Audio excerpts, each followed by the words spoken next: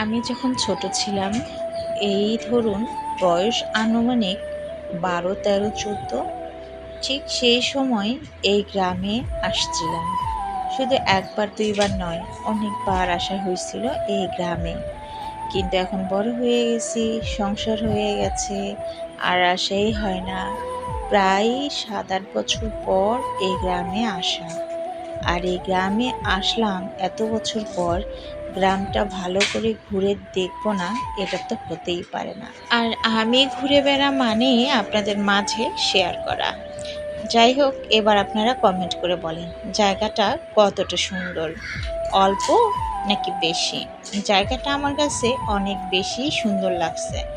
একেবারে নির্জন একটা পরিবেশ, মনোরম পরিবেশ, চারদিকে সবুজ আর সবুজ, সবুজে ঘেরা। মনে হচ্ছে নিজের হাতেই যেন এসব কিছু লাগানো। আসলে তাই তো, নিজের হাতেই তো লাগানো। কারণ সবুজ এই কলা গাছ নিজের হাতে লাগানো, তাল গাছ, হলুদ চারা, আরও কত কি গাছ রয়েছে, সব তো নিজের হাতেই, তাই না?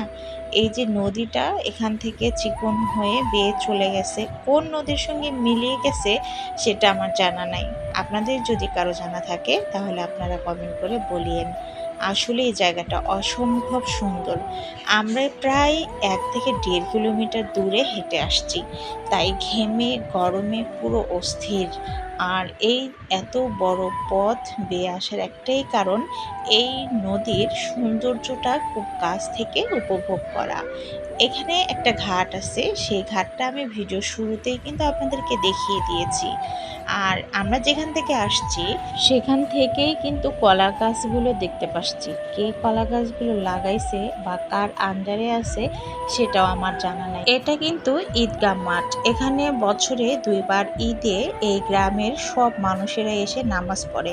ছেলেদের আলাদা নামাজ এবং মেয়েদের আলাদা নামাজের ব্যবস্থাও করা হয় নাকি এখানে। চিন্তা করেন, নির্জন গভীর একটা নিরিবিলি জায়গায় এত বড় একটা মাঠ, সেই মাঠে এরকম চিকন রাস্তা দিয়ে 2 সারিতে ইউক্যালিপটাসের গাছ, আর এইরকম হালকা হালকা বাতাস, সেই সাথে মিষ্টি রোদ।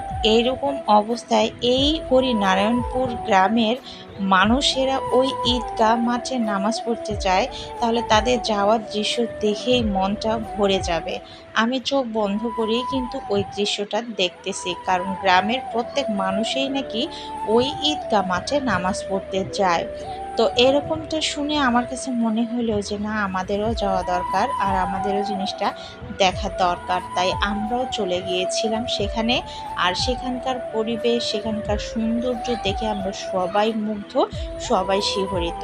তো যাই হোক, আর বেশি কথা বলবো না। নেক্সট ভিডিও দেখার আমন্ত্রণ জানিয়ে আমি এখানেই শেষ করলাম। আল্লাহ।